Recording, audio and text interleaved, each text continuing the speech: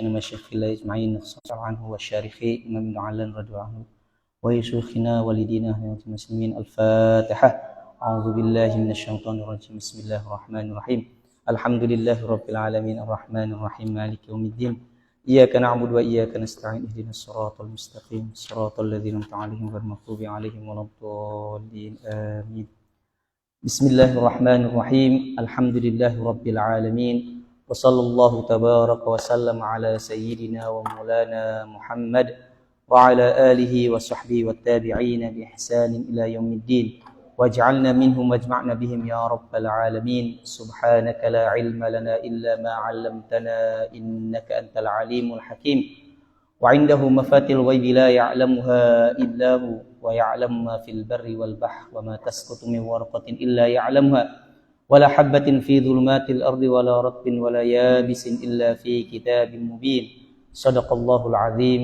فنسألك يا مولانا أن تعلمنا ما ينفعنا وتنفعنا بما علمتنا. اللهم علمنا علما من لدنك نسير كاملين وافتح قلوبنا فتوح العارفين. اللهم إنك عفو كريم تحب العفو فاعف عنا يا كريم. اللهم تقبل منا صلاتنا وصيامنا وركوعنا وسجودنا وتخشعنا وتمم تقصيرنا يا الله يا رب العالمين. اللهم اشفنا واشف مرضانا وعافنا واعف عنا وعلى طاعتك عنا ومن شرور خلقك سلمنا وإلى غيرك لا تكلنا يا الله يا رب العالمين. وأصلح أحوالنا وحال المسلمين أجمعين. اللهم ارزقنا ليلة القدر. اللهم ارزقنا ليلة القدر. اللهم ارزقنا ليلة القدر في صحة وعافية يا رب العالمين لنا والمسلمين أجمعين. وصلى الله على سيدنا محمد وعلى آله وصحبه أجمعين. وبعد. فبتوفيق الله وعونه وفضله ومنته وإمداده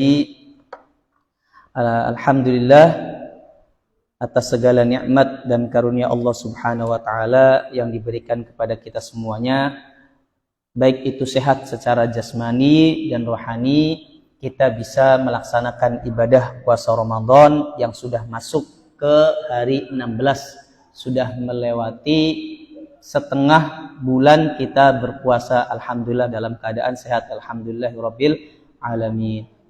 Salawat serta salam tak lupa selalu kita curahkan dan haturkan kepada baginda Nabi kita, Nabi besar Muhammad sallallahu alaihi wasallam beserta keluarganya, para kerabatnya dan para sahabat dan para tabi'in dan tabi'ut tabi'in dan kita sebagai umatnya sampai hari kiamat insyaallah, amin ya rabbal alamin.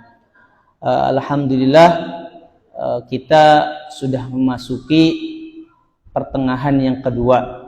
Kalau kata para ulama, an-nisfu qad dhahab, setengahnya sudah berlalu, sudah pergi. Wan nisfus sani aw wan nisful baqi min dhahab, dan setengah bulan yang akan datang itu adalah waktu yang paling emas. Kenapa dikatakan waktu emas? Karena nanti di asyrul awakhir, di 10 terakhir semenjak pertengahan bulan ini kita akan menjumpai yang namanya malam Lailatul Qadar, yang mana malam lebih baik daripada 1000 bulan. Dan yang akan kita bahas pada pertemuan ke-7 ini, dan insyaallah ini pertemuan terakhir dari kitab Riyadhus Shalihin dan nanti akan dilanjutkan dengan kajian yang lain. Ini kita akan membahas tentang qiyam Ramadan atau salat tarawih dan akan membahas tentang malam Lailatul Qadar, yang mana malam lebih baik dari 1000 bulan. Yang pertama kita akan membahas tentang qiyam Ramadan. Nah, ini pembahasan dari bab tentang istihbab qiyami Ramadan wa huwa tarawih, yang mana Imam Nawawi di dalam kitabnya sendiri mendahulukan bab ini sebelum bab Ramadan. Maka kita baca karena ini sangat penting. Wa bihi ilaihi rahimahullahu taala qala al-musannif rahimahullahu taala babul istihbabi qiyami ramadhana wa huwa tarawih. Jadi ini bab tentang anjuran atau sunnah mendirikan malam-malam Ramadan yang selalu kita sebut dengan nama tarawih. Jadi tarawih sendiri itu adalah singkatan dari tarwihah. Ulama sebagian mengatakan maka jamaknya tarawih. Kenapa dinamakan tarawih? Karena para ulama di setiap 4 rakaat itu ada istirahatnya. Karena dari kata roha atau istaroha, itu dari kata istirahat. Jadi sholat tarawih, nama tarawih sendiri belum dikenal atau belum ada pada zaman Rasulullah SAW. Karena dahulu namanya adalah qiyamul lail, yaitu menghidupkan malam. Makanya hadisnya nanti yang akan kita bahas, man qama ramadhana, barang siapa yang menghidupkan malam di bulan Ramadan. Karena dahulu Rasulullah SAW ketika malam Ramadan beliau sholat sunnah di masjid malam hari sendiri. Kemudian sahabat ketika melihat Rasulullah SAW sholat, beliau ikut sholat. Para sahabat ikut sholat melihat Rasul. Di samping-samping Masjid Nabawi, para sahabat ikut sholat. Kemudian hari kedua juga, Rasul sholat sendiri, kemudian para sahabat juga ikut sholat. Ketika hari ketiga, setelah melihat para sahabat semua banyak yang keluar, kemudian ikut sholat, akhirnya Rasulullah SAW tidak sholat. Tidak melarangkan sholat qiyamul lail di masjid. Ketika ditanya paginya, ya Rasulullah SAW, kenapa engkau tidak sholat dalam surat? Atau Rasulullah memberi kabar, saya takut, kata beliau Rasulullah SAW, karena beliau adalah rahmatan lil alamin. Ketika melihat kalian, wahai para sahabat, itu sholat semuanya pada sholat berkumpul, saya takut sholat tarawih ini menjadi wajib. Makanya Rasulullah SAW tidak keluar ketika malam tersebut. Malam ketiganya beliau tidak keluar. Karena ditakutkan sholat tarawih ini menjadi wajib. Karena sholat malam bagi Rasulullah SAW di bulan Ramadan atau bukan bulan Ramadan itu wajib. Makanya sholat tahajud itu bagi Rasulullah wajib. Aqimis sholat dalam Al-Quran, aqimis sholata liduluki syamsi ila ghasaqil laili wa qur'anal fajr inna qur'anal fajri kana mashhuda wa minal laili fatahajjad bihi nafilatal lak. Nafilatal lak diartikan paroma ziyadah. Makanya Rasulullah SAW, bagi Rasulullah salat malam itu wajib. Tetapi bagi kita rahmat, karena kasih sayang Rasulullah SAW dan rahmat Allah kepada umat Nabi Muhammad SAW, salat malam tidak wajib. Yang wajibnya hanya 5 waktu, yaitu subuh, zuhur, asar, maghrib, dan isya. Sisanya adalah sholat sunnah.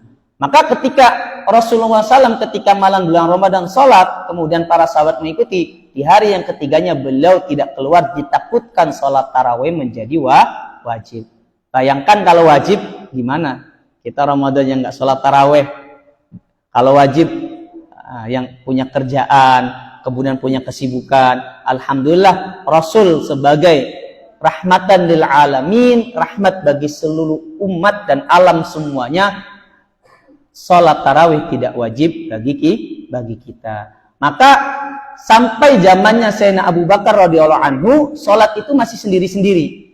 Makanya tidak ada namanya istilah tarawih, istilahnya sholat qiyamul lail, jadi mendirikan sholat malam. Sampai ketika zamannya Sayyidina Umar radhiyallahu anhu, khalifah kedua setelah Sayyidina Abu Bakar, Sayyidina Umar melihat orang banyak berkumpul di masjid tapi sholatnya sendiri-sendiri. Makanya setelah itu Sayyidina Umar mengumpulkan semua para sahabat, karena zamannya Sayyidina Umar ketika ada permasalahan apapun, Sayyidina Umar mengumpulkan para sahabat untuk membahas. Salah satu yang dibahas adalah tentang sholat malam ini, yang mana Rasulullah SAW tidak mewajibkan atau tidak menyeru untuk berjamaah sholat bareng-bareng. Ketika melihat seperti itu sampai zamannya Sayyidina Abu Bakar, maka diputuskanlah ketika zamannya Sayyidina Umar radhiyallahu anhu mengumpulkan semua kaum muslimin ketika itu dengan sholat berjamaah dan satu imam. Dipilihlah siapa? Sayyidina Ubay bin Ka'ab radhiyallahu taala anhu, yang mana beliau mempunyai suara indah. Beliau termasuk dari katibul penulis wahyu, dan termasuk dari hufadzul Quran.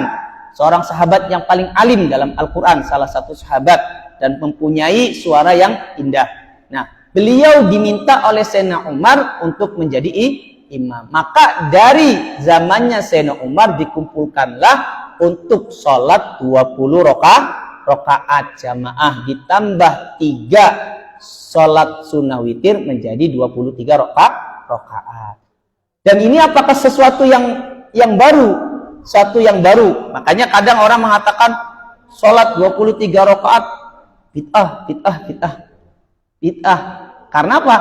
Karena suatu yang baru. Padahal Rasulullah SAW sendiri tidak pernah juga sholat berjamaah yang mereka katakan sholat tarawih 8 rakaat, 11 rakaat. Rasul juga tidak pernah jamaah. Rasul juga tidak pernah di dalam sholatnya menghatamkan Al-Quran. Jadi Rasul sendiri dalam sebuah hadis mengatakan alaikum bisunnati wa sunnati khulafair rasyidina al-mahdiyyin min ba'di. Kemudian dalam tambahan hadisnya fa'addu alaikum bin nawazid. Bahkan Sayyidina Umar sendiri mengatakan nikmatu bi'tatu hadhihi. Bid'ah sendiri ulama membagi kepada 2, bid'ah hasanah, bid'ah sayyi'ah. Jadi bukan sesuatu yang dolal atau yang sesat, tidak. Salat tarawih adalah sunnah dari para sahabat. Salat tarawih berjamaah, dan itu adalah sunnah dari Rasulullah SAW. Karena Rasulullah yang memerintahkan kepada kita, alaikum bisunnati, kalian ikutlah sunnahku dan sunnah para khulafar rasyidin. Jadi Rasulullah yang memerintah kita apa yang disepakati oleh para sahabat, salah satunya khulafar rasyidin, yaitu Sayyidina Umar, maka kita harus ikut dan pegang benar-benar. Kemudian ada sebuah hadis Rasulullah mengatakan sholat 8 rakaat kemudian 3 rakaat dikatakan 11. Itu hadis berkenaan dengan sholat malam, bukan berkenaan dengan tarawih, bahwa tarawih itu harus 13. Jadi tarawih gimana? Yang pengen tarawih 2 rakaat pun itu sudah dikatakan qiyamul lail. 2 rakaat saja sudah dikatakan qiyamul. Jadi yang mau melaksanakan 2 rakaat silakan, yang mau melaksanakan 4 silakan, yang melaksanakan 8 silakan, yang melaksanakan 20 silakan, dengan witir 3 itu silakan. Semakin banyak amal ibadah, semakin juga banyak pahala. Kemudian kalau seandainya Rasulullah SAW hanya sholat 13, 3 dengan 11, 3 dengan witir, 8 dengan witir, 3 menjadi 13. Kenapa? Dan itu hadis riwayat dari Sayyidah Aisyah. Kenapa ketika Sayyidina Umar memutuskan sholat tarawih dengan witir 33 rakaat, Sayyidah Aisyah tidak protes. Berarti tidak protesnya Sayyidah Aisyah itu merupakan kesepakatan bahwa tarawih itu disepakati oleh para sahabat seluruhan. Bahkan Sayyidah Aisyah yang meriwayatkan hadis tersebut menunjukkan bahwa sholat tarawih itu 23 rakaat dengan witir, dan itu yang paling utama. Bahkan setelah para sahabat dahulu di Mekah itu sholatnya 23, 20 tarawih, 3 witir. Setiap 4 rakaat orang-orang di Mekah itu karena sholatnya di Masjidil Haram, maka setiap dari 4 rakaat itu beliau semuanya tawaf 7 putaran. Jadi setiap 4 rakaat, kan dikatakan tarawih karena ada istirahat 4. Ada istirahat 4. Nah, para ulama ketika setelah zamannya sahabat itu setiap 4 rakaat itu selesai istirahatnya Tawaf memuteri Ka'bah. Ahlu Madinah, orang-orang Madinah tidak mau kalah. Kalau orang Mekah itu setelah 4 rakaat itu tawaf, maka kita tambahkan dengan 4 rakaat. Maka dahulu orang Madinah sholat tarawihnya 36 rakaat. Orang Madinah loh, sholat tarawihnya berapa? 36 rakaat. Karena apa? Karena tidak mau kalah dengan orang Mekah yang setiap istirahat 4 mereka nambahi dengan tawaf. Karena di bulan Ramadan ini semua berlomba-lomba untuk amal soleh. Dan kita mazhab Syafi'i dan para ulama sepakat bahwa sholat taraweh yang paling utama adalah 20 rakaat ditambah witir 3 menjadi 23 rakaat. Dan ini yang lebih cocok dengan niat usolli sunnatat tarawihi. Karena ada istirahatnya. Kalau mau sholat 2 rakaat, usolli sholat al-qiyam. Sholat menghidupkan malam. Kalau mau taraweh, ya sholatlah 20 rakaat ditambah dengan witir. Nah, itu penjelasan tentang salat. Jadi jangan ada yang menyalahkan atau saling menyalahkan satu sama lain. Kita yang mengamalkan 23 rakaat ini yang paling utama karena ini diamalkan oleh para sahabat dan bahkan para ulama menambahkan lagi Ahlul Madinah ketika itu menjadi 36 karena orang Mekah setiap 4 tawaf. Nah, seperti itu. Jadi ini berkenaan dengan taraweh. Jadi Imam Nawawi mengatakan babu istihbabi qiyami Ramadan, kemudian qiyam Ramadan yang selanjutnya disebut dengan kata taraweh. Wa bihi ilai rahimahullahu taala qala an Abi Hurairah radhiyallahu taala anhu anna Rasulullah sallallahu alaihi wasallam qala man qama ramadhana imanan wa ihtisaban ghufira lahu ma taqaddama min dhanbihi muttafaqun alaih. Dari Sayyidina Abu Hurairah radhiyallahu anhu, sesungguhnya Rasulullah SAW bersabda, man qama ramadhana, barang siapa yang menghidupkan malam Ramadan, imanan karena keimanan, wahtisaban karena berharap pahala Allah. Jadi salat tarawih niatnya apa? Berharap pahala Allah. Bukan dikatakan ahlu tarawih. Bukan karena niatnya biar disebut ahlu tarawih. Atau niatnya supaya oleh berkat aja. Niatnya karena Gusti Allah dapat berkat itu bonus. Ghufira lahu ma taqaddama min dzambih, diampuni dosa-dosa yang terdahulu. Jadi orang yang salat malam atau kita sebut tarawih karena iman dan berharap ridho Allah, maka diampuni dosa-dosa yang terdahulu. Seperti itu. Jadi diampuni dosa-dosa yang terdahulu. Kemudian sholat tarawih ini adalah ijma' sukuti, ijma' yang disepakati oleh para ulama semenjak para sahabat. Jadi semuanya sepakat, tidak ada yang protes sholat 23 rakaat. Jadi yang melaksanakan 23 boleh, yang kurang juga boleh. Tetapi para sahabat dan para ulama itu kebanyakan tidak kurang dari 23 rakaat. Tapi yang mengerjakan kurang dari itu tidak apa-apa. Kemudian hadis yang kedua, wabihi ilai rahimahullahu ta'ala wa anhu radhiyallahu ta'ala anhu qala kana Rasulullah sallallahu alaihi wasallam yarghabu fi qiyami ramadhana min ghairi ay ya'murahum fihi bi'azimatin fayaqulu man qama ramadhana imanan wa ihtisaban ghufira lahu ma taqaddama min dhanbihi rawahu Muslim. Dari Sayyidina Abu Hurairah radhiyallahu anhu, Rasulullah SAW itu selalu atau beliau senang atau selalu melaksanakan apa? Qiyamul lail, mendirikan sholat malam yang kita sebut dengan namanya tarawih. Jadi man qama ramadhana, nah, di sini beliau apa? Min ghairi ayyamurahum fihi bi'azimah, tanpa memerintah kepada sahabat untuk sesuatu yang wajib. Jadi sholat tarawih wajib atau bukan? Bukan, sholat sunnah. Jangan sampai sholat tarawih rajin jemaah, tetapi sholat fardunya jarang jamaah. Sholat tarawihnya dilaksanakan, tetapi sholat fardunya tidak sholat. Jadi sholat fardu harus dilaksanakan dan itu wajib. Sholat tarawih juga harus dilaksanakan karena itu merupakan sunnah. Jadi Rasul min ghairi ayyamurahum fihi bi'azimah, tanpa memerintah untuk sholat wajib, sholat tarawih tersebut. Tetapi apa? Nadbun wa targhib, merupakan suatu sunnah. Tapi pahalanya banyak tidak? Pahalanya banyak. Kata Rasulullah, man qama ramadhana, barang siapa yang menghidupkan malam dengan sholat tarawih, sholat tahajud, tilawatul Quran, tadarus dan imanan wahtisaban, karena iman dan berharap ridha Allah, pahala dari Allah, ghufira lahu ma taqaddama min dzambih, diampuni dosa-dosanya oleh Allah Subhanahu wa Ta'ala. Hadis ini diriwayatkan oleh Imam Muslim. Semoga kita semuanya dosa-dosanya diampuni oleh Allah Subhanahu wa Ta'ala. Amin ya rabbal alamin.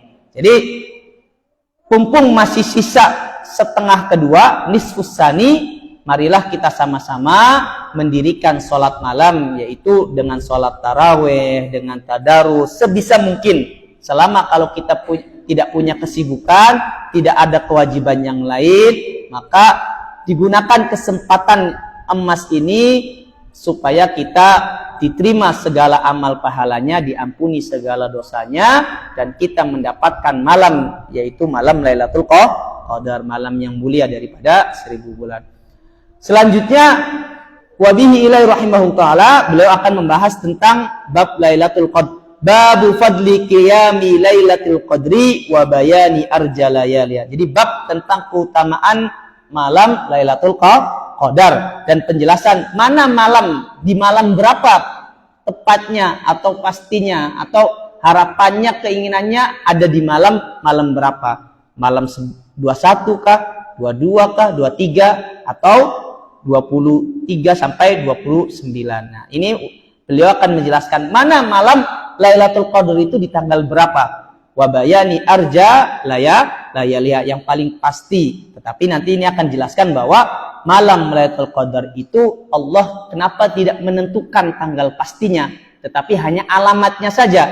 Alamatnya kapan? Di malam terakhir, 10 terakhir, dan terkhusus di malam-malam ganjil. Di malam-malam ganjil. Kenapa tidak dipastikan 21, 23? Agar kita tidak hanya beribadah di tanggal 21 saja. Kalau Allah sudah menentukan atau Rasulullah SAW sudah menentukan malam Lailatul Qadar ini tanggal 21, ya udah, orang akan hanya beribadah tanggal 21 saja. Disembunyikan secara umum agar semua orang itu beribadah dari awal Ramadan sampai akhir. Tetapi dikasih alamat-alamatnya, tanda-tandanya malam Lailatul Qadar. Kemudian kata para ulama, bahkan dikatakan wa qad ikhtalafa fiha ala aksar min arba'ina qaulan. Ada 40 pendapat tentang malam Lailatul Qadar. Jadi 40 pendapat tentang penentuan pastinya malam Lailatul Qadar. Kemudian Imam Hafidz Ibnu Hajar di dalam kitabnya Fathul Bari, annal asahha minha annaha baqiyah. Kemudian apakah malam Lailatul Qadar itu masih ada atau selesai ketika zamannya Rasulullah SAW? Karena ada yang mengatakan malam Lailatul Qadar itu sudah selesai zamannya Rasul, sekarang sudah ada.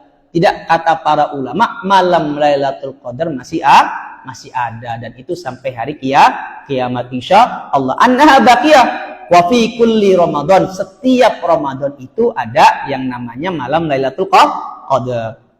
Wa annaha talzamu lailatan bi'ainiha minal ashril awakhir. Jadi kapan? Di malam 10 terakhir. Wa ikhtira bil qaul bintiqaliha fatakunu taratan fil hadiyati wal 20 wa taratan ukhra fil ukhra min ashril akhir. Kemudian Imam Ibnu Hajar memilih bahwa malam Lailatul Qadar itu selalu berpindah-pindah. Terkadang 21, terkadang 23, terkadang 25, malam 23 ya, maksudnya malam 21, malam 23, malam 25, malam 27, malam 29. Jadi berpindah-pindah. Walaupun sebagian ulama ada yang menghitung seperti Imam Ghazali. Kita Ramadan itu mulai hari Sabtu ya. Dinten Sabtu kan mulainya. Nah, dinten Sabtu kalau hitungannya Imam Ghazali, kalau hari Sabtu maka Lailatul Qadar tanggal 21. Malam 21 itu hitungan Imam Ghazali. Tetapi walaupun a'imah yang lain, imam-imam yang lain mengatakan tidak pasti di malam keberapa, intinya malam ganjil dan berpindah-pindah, kadang 21, 23, 25, 27 sampai 29. Nah, itu. Dan ini menandakan bahwa kenapa Allah Subhanahu wa taala tidak menentukan secara pasti aja yang tadi, agar umat Islam semuanya beribadah dari awal sampai akhir. Qala Allah Ta'ala A'udzubillahi minasyaitonirrajim. Bismillahirrahmanirrahim. Inna anzalnahu fi lailatul qadr. Jadi Allah Subhanahu wa taala berfirman dalam surat apa? Surat Al-Qadar. Inna anzalna, yaitu sesungguhnya kami turunkan apa yang diturunkan oleh Allah, Al-Quran. Maka malam ini juga kebetulan adalah malam nuzulul Quran. Inna anzalnahu fi lailatul qadr. Kita turunkan Al-Quran itu malam Lailatul Qadar. Nah, nanti ada pertanyaan. Malam nuzul Quran kan malam 17. Sedangkan malam Lailatul Qadar itu malam ganjil. Nah, itu bagaimana? Berarti ada pertentangan antara hadis ayat Al-Quran, malam nuzul Quran katanya 17, tapi katanya Al-Quran diturunkan malam Lailatul Qadar. Nah, kata para ulama, fi Lailatul Qadar bi'inzalihi fiha jumlatan minal lauhil mahfud ila baitil izza fis sama'id dunya. Jadi Al-Quran itu kata para ulama turunnya ada yang pendapat dua kali, ada yang pendapat 3 kali. Kalau 3 kali dari Allah Subhanahu wa taala diturunkan ke lauhil mahfud. Jadi lauhil mahfud itu segala perkara-perkara umat atau perkara-perkara hamba di dunia dan di akhirat itu sudah tercatat di lauhil mahfud. Kemudian dari lauhil mahfud diturunkan ke Baitul Izza sama dunya, di langit-langit bumi. Jadi malam Lailatul Qadar itu malam diturunkannya Al-Quran dari lauhil mahfud ke langit-langit bumi yang disebut dengan Baitul Izza, dan itu turun sekali. Jadi 30 juzku turunnya langsung dari lauhil mahfud ke sama'id dunya atau bait izza itu sekali. Jadi Al-Quran itu diturunkan sekali dahulu. Dari mana? Dari lauhil mahfud ke Baitul Izza. Kemudian dari Baitul Izza atau langit-langit bumi, summa nazala mufassalan ba'du bihasabil waqa'i'. Kemudian turun dari langit-langit bumi itu sesuai dengan kejadian, itu berangsur-angsur kepada Rasulillah. Kapan? Kata para ulama diturunkan berangsur-angsurnya dimulai malam 17. Jadi tidak ada pertentangan. Malam nuzulul Quran 17 ini diturunkan Al-Quran secara berangsur-angsur. Kalau Lailatul Qadar itu Al-Quran diturunkan dari lauhil mahfud ke langit-langit bumi. Jadi Al-Quran itu tidak ada perubahan. Karena ada yang mengatakan Al-Quran itu dibikin oleh Nabi Muhammad atau terpengaruh dari peradaban Arab. Tidak, karena Al-Quran sudah diturunkan oleh Allah Subhanahu wa taala itu keseluruhan ke lauhil mahfud, kemudian dari lauhil mahfud ke Baitul Izzah atau langit-langit bumi, kemudian diturunkan. Kenapa diturunkan harus bertahap, berangsur-angsur? Agar umat tidak kaget.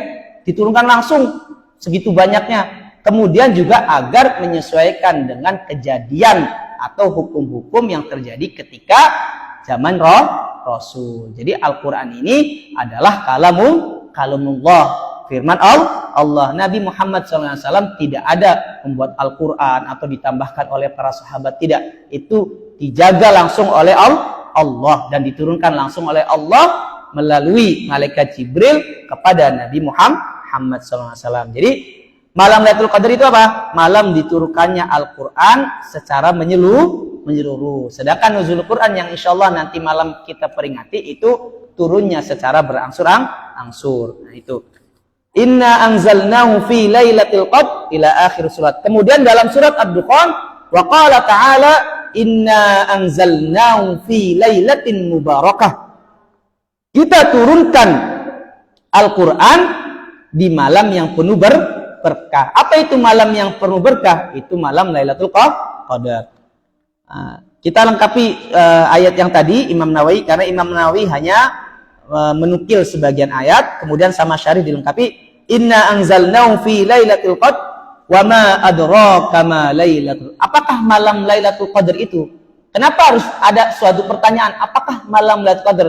Untuk menunjukkan keagungan malam Lailatul Qadar. Lailatul Qadri khairum min alfi syahr. Nah, malam lebih baik daripada 1000 bulan. Kemudian Malam lebih baik dari 1000 bulan. Al-amalu fi tilkal lailah.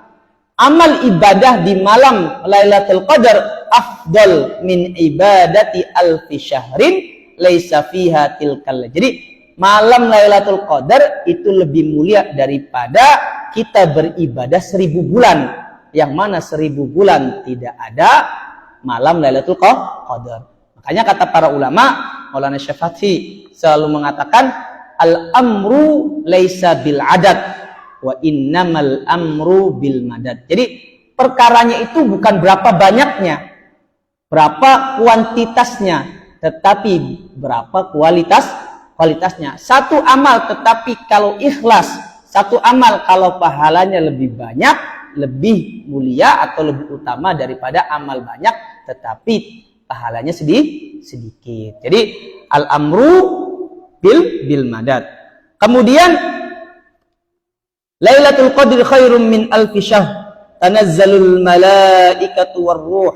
Siapa yang turun? Yang turun adalah malaikat Jibril. Turun dengan apa? Turun dengan kerahmatan, keberkahan kepada umat. Tanazzalul malaikatu warruhu biha biidzni rabbihim. Jadi dengan izin Allah.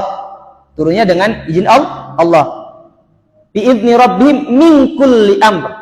Mingkul itu apa? Dari segala perkara. Jadi nanti perkara dalam 1 tahun itu akan diturunkan di malam Lailatul Qadar. Di malam Lailatul Qadar. Salamun. Yaitu apa? Malam itu adalah malam yang penuh dengan keselamatan. Malam penuh dengan keselamatan. Laisa fiha illa salamah. Tidak ada kecuali keselamatan. La yuqaddiru fiha la yuqaddaru fiha syarrun wa bala. Tidak ditetapkan ketika malam Lailatul Qadar itu suatu bahaya atau musibah. Au la yastati'u syaitanu ay ya'mala fiha su'an. Malam di mana malam Lailatul Qadar syaitan itu tidak bisa melakukan suatu keburukan. Atau dikatakan kenapa salamun, malam yang penuh dengan keselamatan? Karena di mana para malaikat itu turun dengan keberkahan, turun dengan keberkahan di masjid-masjid, di tempat-tempat yang di mana itu ada ibadah, para malaikat datang. Salamun hiya hatta matla'il fajr, itu sampai terbitnya fajar. Jadi dari malam sampai terbitnya fajar, disitulah malam penuh dengan keberkahan. Kemudian di surat Ad-Dukhan, inna anzalnahu fi lailatin mubarakah, yaitu Lailatul Mubarakah apa? Malam Lailatul Qadar. Fiha yufraqu kullu amrin hakim.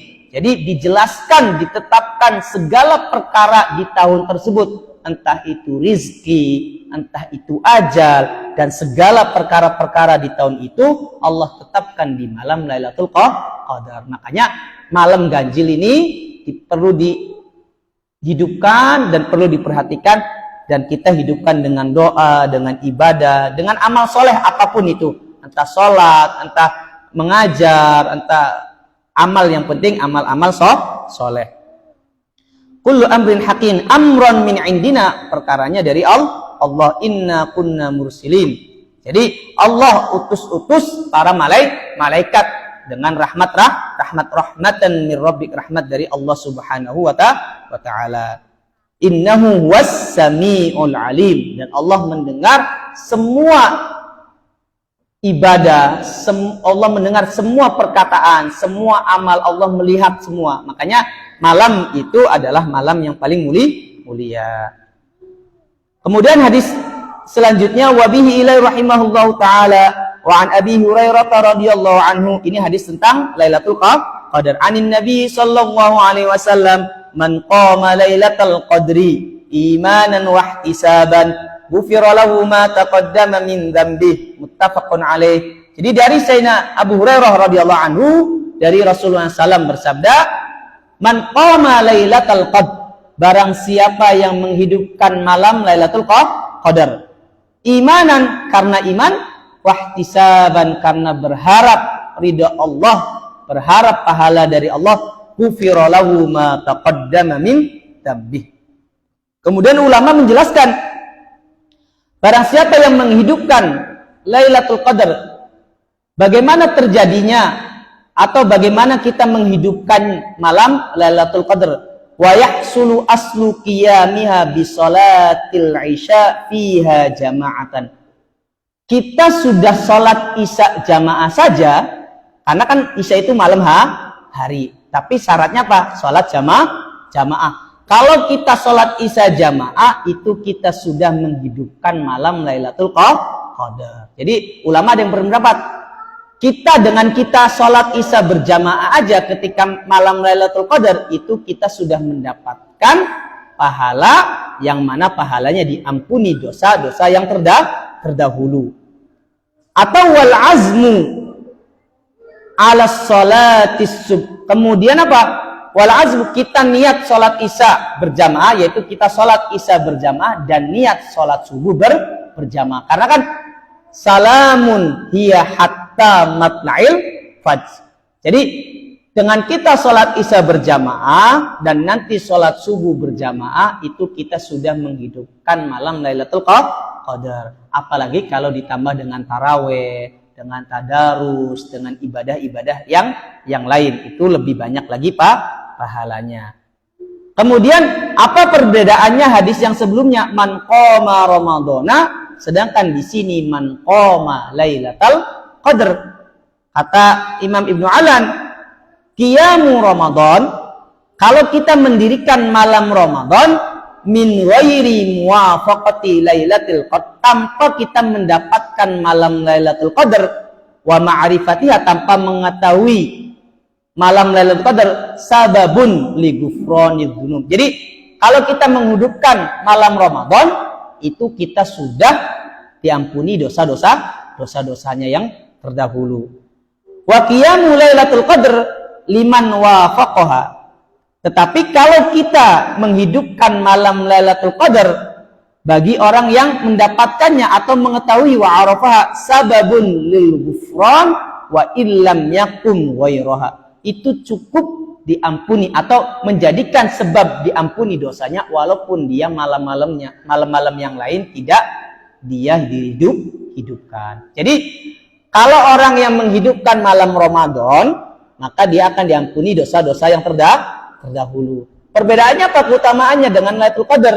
Kalau Lailatul Qadar kita menghidupkan malam Lailatul Qadar saja, sedangkan malam-malam lainnya tidak menghidupkan, itu dosanya sudah diampuni. Nah, itu kemuliaan malam Lailatul Qadar. Makanya di yang pertama hadis man qoma ramadhana, di sini man qoma Lailatul Qadar.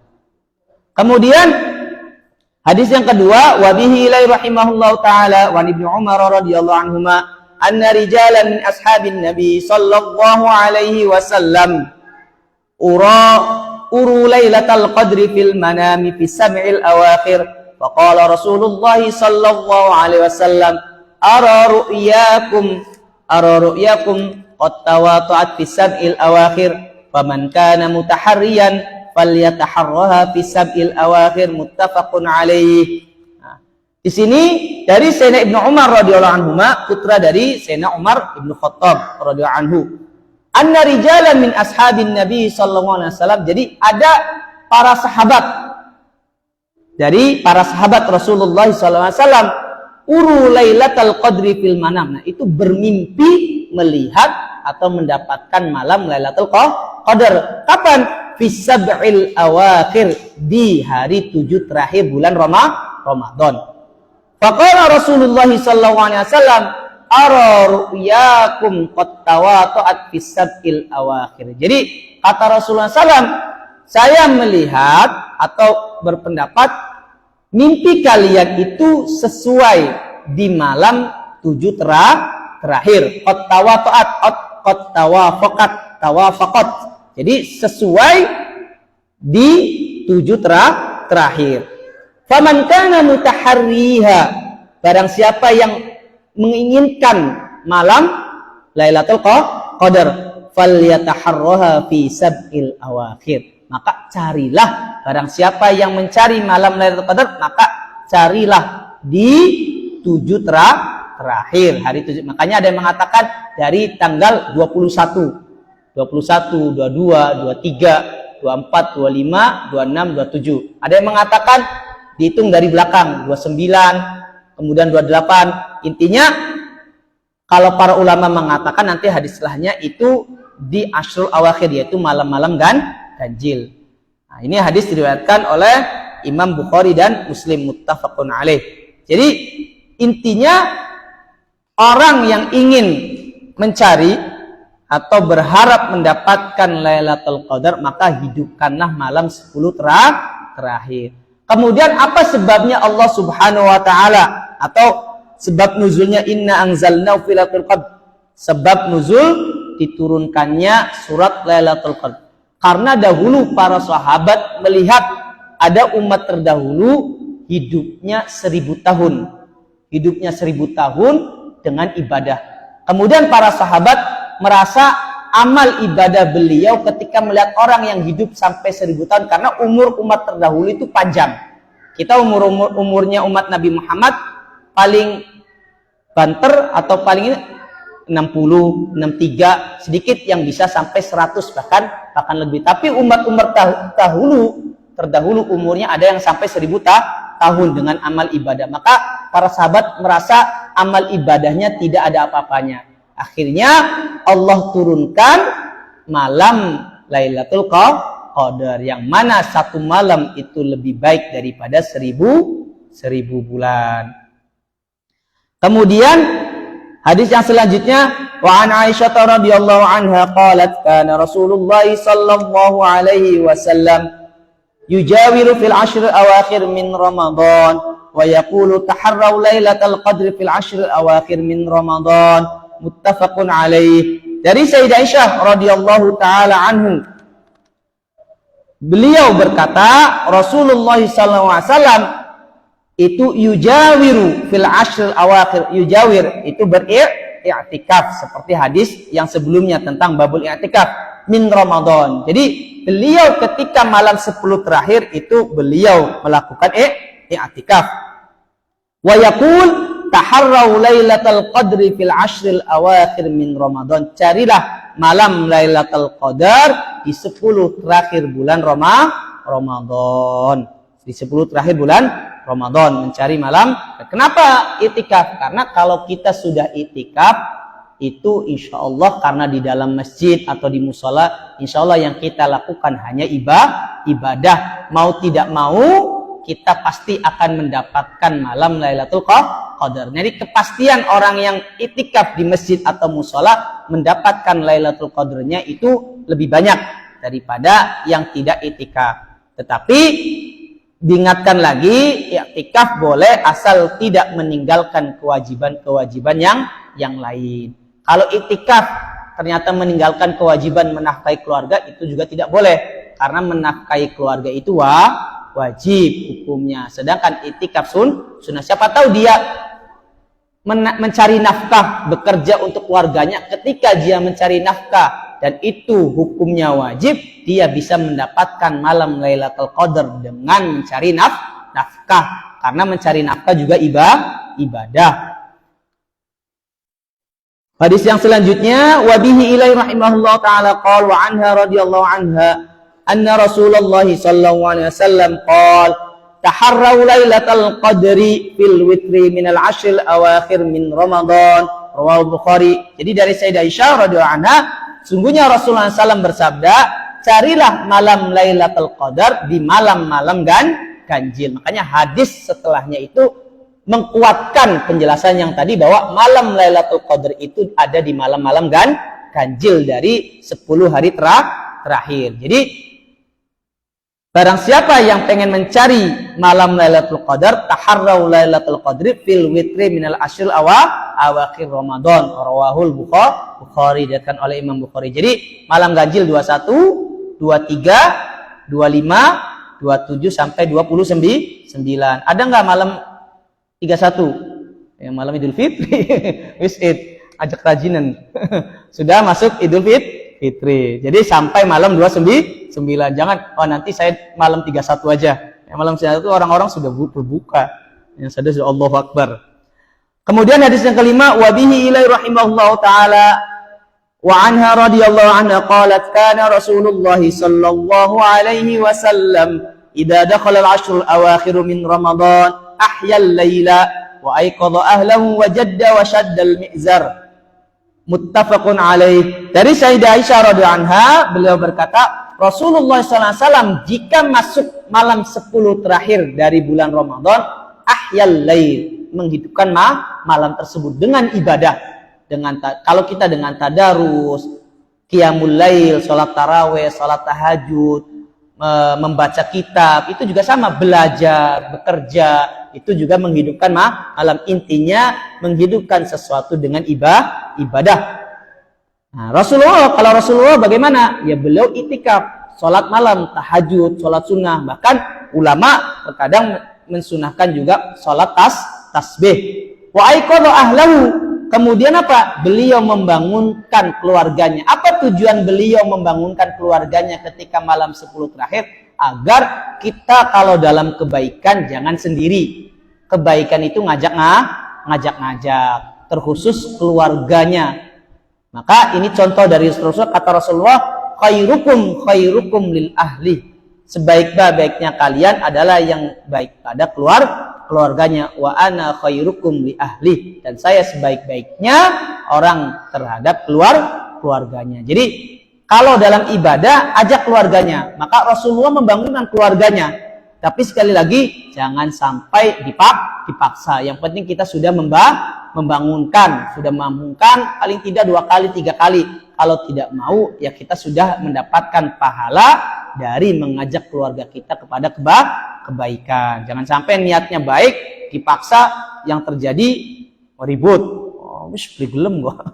Ya sudah. Jadi yang penting kita sudah niat untuk membangunkan. Wajadda wasyaddal mi'zar. Rasulullah giat. Kemudian apa? Wasyaddal mi'zar. Kalau bahasa Arab mi'zar, jadi mengencengkan sarungnya. Tandanya orang kalau mengencengkan sarung itu adalah giat untuk beribadah. Bahkan istilah lain, ngencengin sarung itu agar tidak berhubungan. Kalau orang yang sudah berkeluarga, karena kalau sarungnya udah kenceng, ya habis ditutup, pintunya boleh dibuka, harus terkunci. Jadi ketika malam Ashrul Awakhir itu Rasulullah SAW itu menghidupkan malam, bahkan keluarganya dibangunkan untuk beribadah, untuk sholat malam, untuk tadarus, untuk tahajud. Kemudian Rasulullah juga mengencengkan sarungnya, atau kalau jalabiahnya atau gamisnya dikencengkan. Maksudnya apa? Ini istilah untuk benar-benar beribadah, untuk berusaha melaksanakan ibadah. Dan kata para ulama, menghidupkan malam itu apa? Aiqamahu bi anwa'il ibadat. Macam-macam ibadah apa aja? Minas salat, bisa salat seperti tadi yang jelaskan. Wa dzikir, dzikir juga menghidupkan malam. Jadi menghidupkan malam itu tidak hanya dengan salat. Dengan salat lebih utama karena di dalam salat ada dzikir, ada juga fikir. Dengan salat, dengan dzikir, kemudian dengan berpikir. Berpikir di sini adalah berpikir hal-hal yang positif. Kita berpikir au ahya nafsahu bisahar, atau menghidupkan dirinya sendiri dengan apa? Dengan beribadah di malam hari. Kenapa? Li'annan nauma akhul maut, karena orang yang tidur itu seperti orang yang mati. Jadi jangan sampai malam terakhir kita hanya disibukkan saja dengan tidur. Bangun, kalau paling tidak sholat 2 rakaat, paling tidak bangun baca istighfar, bangun baca tahlil, baca salawat. Intinya kita hidupkan malam terakhir, terkhusus malam-malam ganjil, walaupun hanya dengan baca astagfirullah, salawat Allahumma sholli ala sayyidina Muhammad wa alaihi wasallam. Bangun dulu, menghidupkan, habis itu tidur lagi nggak apa-apa kalau memang ngantuk. Nah, itu. Kemudian hadis selanjutnya, wa bihi ila rahimahullah taala wa anha qalat kana Rasulullah sallallahu alaihi wasallam yajtahidu fi Ramadan ma la yajtahidu fi ghairihi wa fil ashr al-awakhir minhu ma la yajtahidu fi ghairihi. Rasulullah SAW itu giat, istihad, berusaha di dalam bulan Ramadan, yang mana bulan-bulan yang lain beliau tidak segiat di bulan Ramadan. Karena apa? Kita bulan Ramadan itu harus giat, harus menghidupkan, harus beribadah lebih banyak. karena di bulan Ramadan amal ibadah dilipat gandakan. Terkhusus wafil ashril awakhir minhu, terkhusus di 10 hari terakhir. Mala yastaidu fi ghairi, yang mana di hari-hari yang lain Rasulullah tidak lebih giat. Bukan berarti Rasulullah tidak giat, tidak, Rasulullah sangat giat. Rasulullah sangat berijtihad, tetapi di malam terakhir beliau lebih lagi dengan i'tikaf, dengan ibadah, dengan baca Al-Qur'an. Kemudian hadis yang terakhir, wa bihi ilaihi rahimahullah taala wa anha qalat qultu ya Rasulullah ara'aita in alimtu ayya lailatin lailatul qadri ma aqulu fiha qala quli Allahumma innaka 'afuwun tuhibbul 'afwa fa'fu 'anni, rawahu Tirmidzi wa qala hadisun hasanun sahih. Dari Sayyidah Aisyah radhiyallahu anha, beliau berkata kepada Rasulullah SAW, ya Rasulullah, kalau saya berjumpa dengan Lailatul Qadar, apa yang harus saya katakan? Ya Rasulullah, kalau saya jumpa dengan Lailatul Qadar, ara'aita in alimtu, ya Rasulullah, apa pendapat engkau kalau saya mengetahui malam Lailatul Qadar? Doanya apa? Apa? Kata Rasulullah, quli, katakan, Allahumma innaka afuwun tuhibbul afwa fa'fu anni.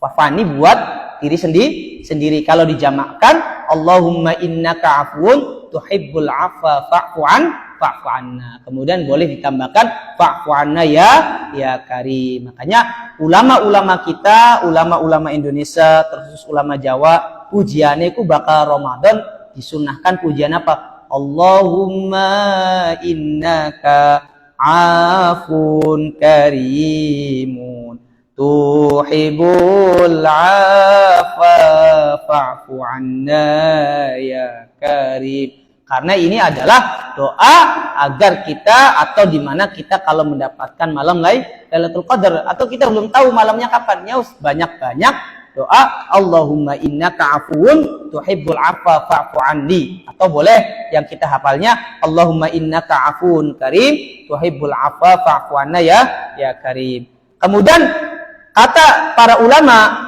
di sini dinukilkan oleh Imam Ibnu Allan, alamat malam Lailatul Qadar itu apa sih? Kata beliau, min alamati lailatul qadr annaha mu'tadilah. Jadi udaranya itu nggak panas nggak dingin. Kalau udaranya nggak panas nggak dingin ketika malam ganjil, nah itu tuh namanya malam Lailatul Qadar. Wasyamsu tatlu'u sabihatuha bayda'a wa laysa laha kabiru syu'a. Jadi matahari ketika paginya itu terbitnya cerah, warnanya cerah putih, jadi tidak nyengat ketika paginya. Jadi kalau malamnya itu udaranya tidak segar, nggak panas, nggak dingin, kemudian paginya cerah, berarti malamnya itu malam yang kita lalui itu malam Lailatul Qadar. Maka yusannul istihadu fiha khair. Kenapa kita faidahnya mengetahui alamat ini, alamat tanda-tanda malam dan paginya, agar kalau malamnya kita menghidupkan Lailatul Qadar, paginya juga kita menghidupkan. Jadi alamatnya apa? Alamatnya, tanda-tandanya, kalau malamnya udaranya nggak terlalu panas, tidak dingin, seger, srimiwing, bahasa yang serban srimiwing, kemudian paginya ku esuke cerah, mataharinya lebih panas ketika muncul, itu tandanya malam kemarin adalah malam Lailatul Qadar. Semoga kita semuanya bisa mendapatkan malam Lailatul Qadar. Amin ya rabbal alamin. Nah, semoga kita di malam-malam nanti terakhir, khusus malam-malam ganjil, kita hidupkan dengan ibadah, apapun bentuk ibadah. Yang penting kita dekatkan diri kepada Allah Subhanahu wa taala dengan segala ibadah, baik salat, baik zikir, entah belajar, mengajar, atau mencari rizki. Yang penting kita niatkan ibadah. Innamal a'malu binniyat wa innama likulli imri'in ma nawa. Sesungguhnya amal ibadah itu tergantung niat, dan orang akan mendapatkan sesuai dengan niatnya. Wa innama yu'ton nasu ala qadri niyatihim. Orang itu diberi pahala, diberi balasan sesuai dengan niatnya. Nah, kita niatkan dari sekarang, ya Allah, semoga kita disehatkan untuk bisa menghidupkan malam-malam Lailatul Qadar dan semoga kita termasuk orang-orang yang mendapatkan Lailatul Qadar. Amin ya rabbal alamin. Hadza wallahu a'lam bishawab. Sampai sini ini kajian, alhamdulillah kita sudah menyelesaikan kajian tentang bab puasa termasuk Lailatul Qadar dari kitab Riyadhus Shalihin. Semoga apa yang kita pelajari juga bisa kita amalkan dan bermanfaat. Amin ya rabbal alamin. Wallahu a'lam bishawab. Jazakumullahu khairan katsiran. Assalamualaikum warahmatullahi wabarakatuh. Allahumma salli afdhala salatin ala as'adi makhluqatika sayyidina Muhammadin wa ala alihi wa sahbihi wa sallim adada ma'lumatika kullama dhakaraka dhakiruna wa ghafala an dhikrihil ghafilun. Allahumma salli afdhala salatin ala as'adi makhluqatika sayyidina Muhammadin wa ala alihi wa sahbihi wa sallim adada ma'lumatika wa midada kalimatika kullama dhakaraka dhakiruna wa ghafala an dhikrihil ghafilun. Allahumma salli afdhala salatin ala as'adi makhluqatika sayyidina Muhammadin wa ala alihi wa sahbihi wa sallim adada ma'lumatika wa midada kalimatika kullama dhakaraka dhakiruna wa ghafalul ghafilun. Sebelum ditutup tadi ada kesalahan. Wong salah ya, arek wong belajar ya pasti anak sing salah. Maksudnya para sahabat melihat orang-orang dari umat terdahulu yaitu dari Bani Israel itu berjihad di jalan Allah selama 1000 bulan, bukan 1000 tahun. Maksudnya beribadah, berjihad selama 1000 bulan.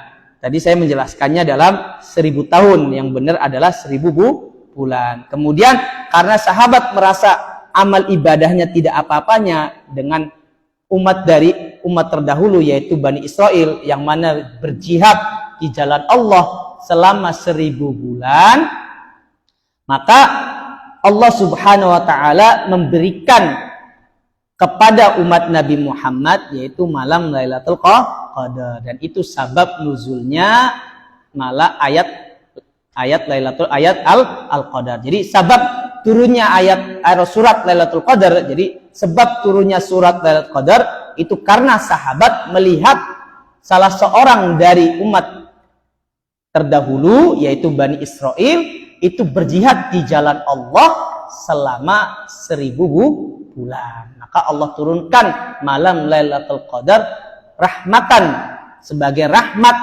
kepada umat Nabi Muhammad. Hadza wallahu a'lam bishawab. Wassallallahu ala sayyidina Muhammad wa ala alihi wasallam.